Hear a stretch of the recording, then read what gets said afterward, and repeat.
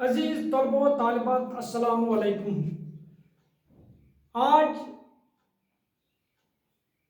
हमारी गुफ्तगू का मौजू है बनावट के लिहाज से इस्म की अक़साम। बनावट के लिहाज से इस्म की तीन किस्में हैं। कितनी हैं? तीन किस्में हैं। पहला है इस्म जामिद, दूसरा है इस्म मस्दर और तीसरा है इस्म मुश्तक।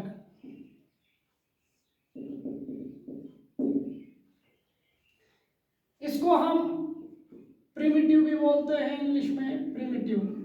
इसको बोलते हैं इनफिनिटिव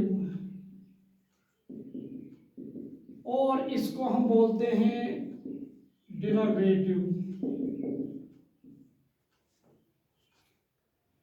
पहले हम इसमें जामिद पर बात करेंगे। इसमें जामिद वो इस्म है जो किसी लफ्ज से न निकले। वो इस्म है जो किसी लफ्ज से न निकले लेकिन उससे और ना उससे कोई दूसरा लफ्ज बन सके। यानी वो इस्म है जो किसी लफ्ज से न निकले और ना इससे कोई दूसरा लफ्ज बन सके। यानी खुद भी तो किसी लफ्ज से नहीं निकलता है और ना उससे कोई मजीद लफ्ज बन सके। मैं यहां पर अगर बताऊंगा आपको, कलम है। कलम ये तो किसी लफ्ज से तो नहीं निकला है। अगर मैं इसका मीम काटूं ये तो कल बन जाएगा, ये तो कोई इससे तो नहीं निकला है। अगर मैं इससे और बना सकूं तो कोई ज्यादा से ज्यादा अगर मैं कल में बनाऊं तो ये उसकी तो प्लूरल बन गया, तो लेकिन कोई दूसरा लफ्ज तो नहीं बना। तो इस तरीके से कलम का कोई दूसरा लफ्ज नहीं बना। इसी तरह लिखूंगा मैं चट्टान। चट्टान ये भी तो खुद किसी से नहीं निकला है। अगर मैं ये नून इसका काटूं तो ये गया चट्टा, इससे तो नहीं निकला है। ज्यादा से ज्यादा इसका प्लूरल बन सकता है चट्टानी, लेकिन कोई दूसरा लफ्ज तो नहीं बनेगा। इसी तरीके से कुर्सी है,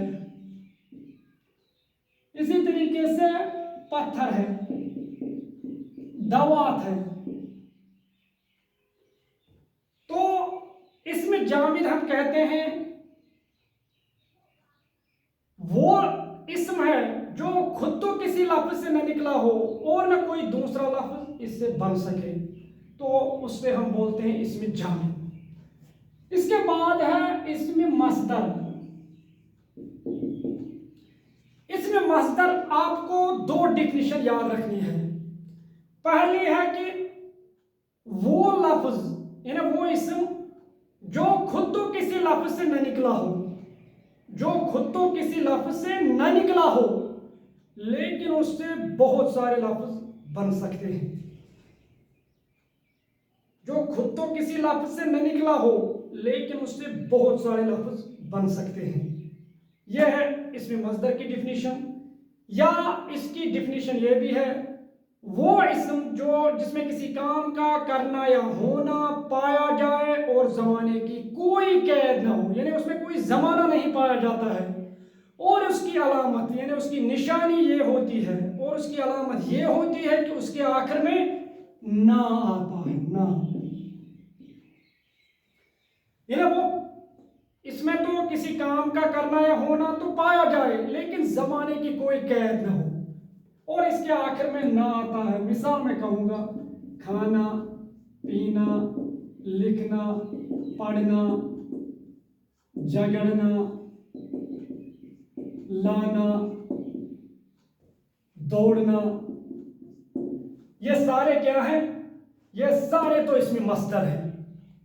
अब इसमें तो कोई जमाना नहीं पाया जाता। मैं अगर कहूंगा लड़ना झगड़ना ठीक नहीं, तो लड़ाई झगड़ा करना तो ठीक नहीं है, लेकिन कब, कहां, किस वक्त ये तो पता ही नहीं है। गोया इसमें कोई जमाना ही नहीं। ज्यादा खाना सेहत के लिए मुजिर है या सेहत के लिए ठीक नहीं है, तो इसमें तो कोई जमाना नहीं पाया गया। तो लिहाजा इसमें मस्दर की दो डिफिनीशन। पहला है कि वो इस्म जो किसी लफ्ज से न निकला हो लेकिन उससे बहुत सारे लफ्ज बन सकते हैं। दूसरी है कि जिसमें किसी काम का करना या होना पाया जाए और ज़माने की कोई कैद ना हो और उसके आखिर में ना आता है, तो यह है इसमें मस्दर। इसके बाद है तीसरा इसमें मुश्तक। इसमें मुश्तक कहते हैं वो इस्म जो मस्दर से निकले। ये तो किससे निकलता है? मस्दर से निकलता है। अब चूंकि मिसाल के तौर पर अगर मैं यहां पर लिखूंगा लिखना, तो इससे बनेगा लिखने वाला, या इसी तरीके से लिखता है, लिखेगा, ये उससे बन गया। पढ़ना से पढ़ने वाला, पढ़ेगा या पढ़ता है, ये तो, या इसी तरीके से दौड़ना, दौड़ता है, दौड़ने वाला, दौड़, दौड़ेगा। तो ये है इसमें मुश्तक। वो इस्म है जो मस्दर से निकले, उसको हम बोलते हैं इसमें मुश्तक। तो इस तरीके से बनावट के लिहाज से इसम की तीन किस्में हैं, इसमें जामिद, इसमें मस्दर, इसमें मुश्तक।